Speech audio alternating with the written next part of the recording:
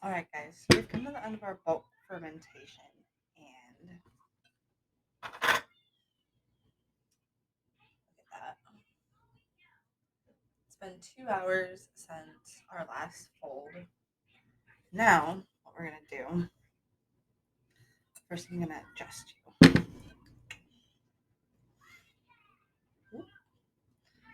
See what I'm doing. Then the fun part.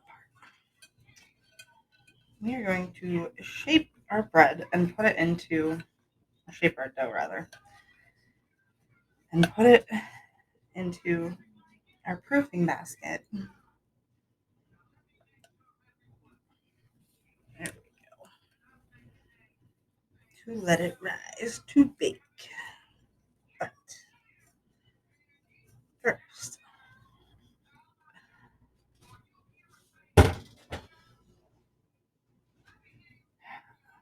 lovely.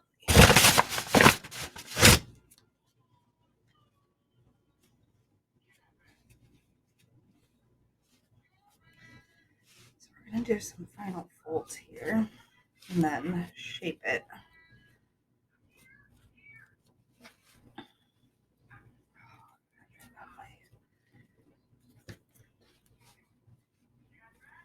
And I swear, just everybody does it differently. Somebody will come for me for the way I do it, I'm sure. But you do all the folds that feel right to you.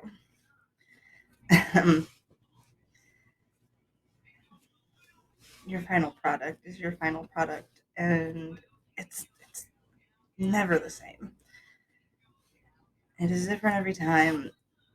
You'll experiment with different things and try new ways and develop your own techniques. We can do the basics. So fold, fold, fold. Cute little baby blanket folds. Right? My daughter always says it looks like a baby wrapped up. I don't disagree. All right. I'm gonna get my little scraper here. I like to use this to tuck. Kind of do this tuck and fold, and kind of like pinch it up to the middle. Tuck, fold, tuck, fold.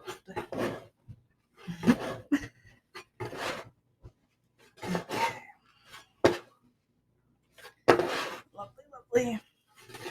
I actually forgot to prep my basket, so we'll do that here in a sec.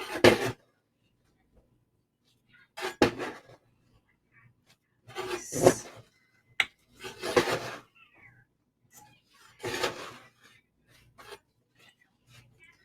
Alright. So I've got my proofing basket pretty saturated there with some flour. Put my cover on it. You don't really need a proofing basket. If you don't have one, it's not really a big deal. I used a regular old basket. You use the bowl. You just line it with a linen, flour it really well. It serves the same purpose. So I line that. Dust it with flour, a little like cornstarch. I use arrowroot. Helps make sure it doesn't stick to the linen. All right. So some final tucky foldies here. And you're actually gonna flip this. I'm working with it with my fold side down right now.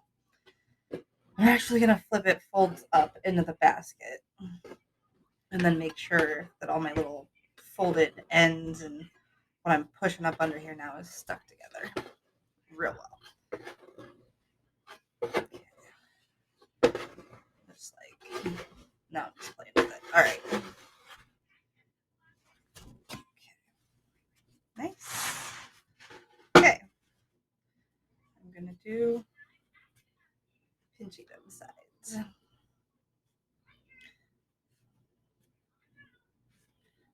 So cute. And kind of like, I don't know, close up all the little foldy holes in the in between spaces. Like I said, you feel it out. Again, I'm just playing with it now. Okay. Give myself a little sprinkle. Then you're going to take like just like a nice linen kitchen towel. And actually, I always find it's nicer when the towel's just a little bit damp, moist. So I'm gonna mist it a little bit with my little plant mister here. And give it a shake. All right. And there we go.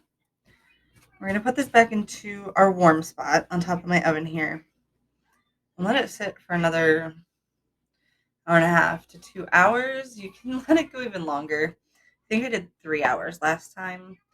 It, at this point, can kind of like really depend on when you want to cook it, when you want to have it ready. So I'm going to put this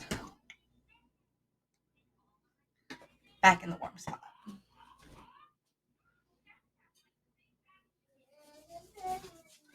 And I will see you guys in an hour and a half, 2 hours maybe.